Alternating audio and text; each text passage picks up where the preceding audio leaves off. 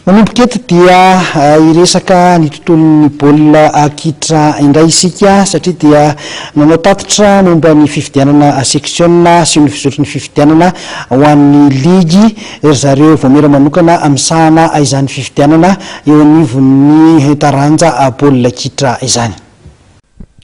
Section efatra dia tany fotsy Akazoabo Berorotsoro mandidy no tsy maintsy sy namerina ny fifidianana noho ny olana nisy araky ny tatitra nataon'ny komisiona manokana misahana ny fifidianana eo anivon'ny federasiona malagasy ny taranja baolina kitra.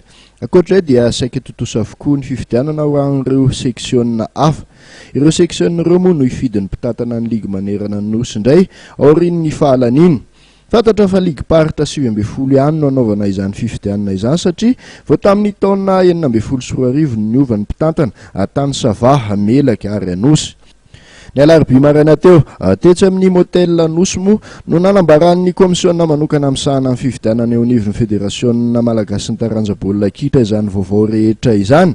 Ho an'ny Tsirony mandidy aloha dia nahitana kluba vaovao tamin'ny 2 novembre 2017 vao nanao certificat de conformité kanefa tonga ny fidy. Tao tamin'ny fotsiny indray kosa dia niditra lalina sy nanatanteraka ny fifidianana ny filosy ny sekretera generalin'ny ligy ny vakinakaratra amin'izao fotoana izao. Tranga izay tsy azo ekena satria ny délégué ny voamerany fifidianana ihany no tokony hanatanteraka ny fampandehanana izany fifidianana izany. Ary farany ho an'ny section Berorotsy Akazoabo dia tany Ranohira no nataon'ny fifidianana izay toerana mivoaka ny faritra Atsimo Andrevana. Tamin'ity fotoan'ity ihany koa no namalinda Velonarivo Edy Alain filohan'ity komisiona ity sy ireo mpikambana miaraka aminy. Ny resabe mandeha amin'ny fanasoketana azy ireo ho mitanila amin'ny fanomanana ity fifidianana ity. Nanambara moa ny tenany fa ny statut sy ny code électoral ary ny guide électoral izany hoe ny sata amin'ny fesin'ny lalàna ary tondrozotra ny fifidianana izay voarakitra tsoratra ihany no arahan'izy ireo fa tsy mivoana amin'ny zavatra hafa. Ankoatr'izay dia nitondra fanazavana mahakasika ny fametrahana ny antotan-taratasy filatsahana ho an'ny mpitatana ny ligy ity voamera ity.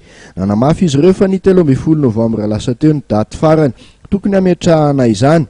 Matsapa kosa nefa izy ireo fa misy ny tsy fahatomombanana amin'ny famenona taratasy ataon'ireo kandida. Tranga izay mampametra-panontaniana ho azy ireo ihany hoe misy ve ny sakatsakana. Ny alakamisy ary dia fantatra fa hijery farany ny momba ireo taratasy ireo izy ireo mialohan'ny voan'ny lista ofisialin'ireo kandida hitatana ny ligy paritra manerana ny nosy.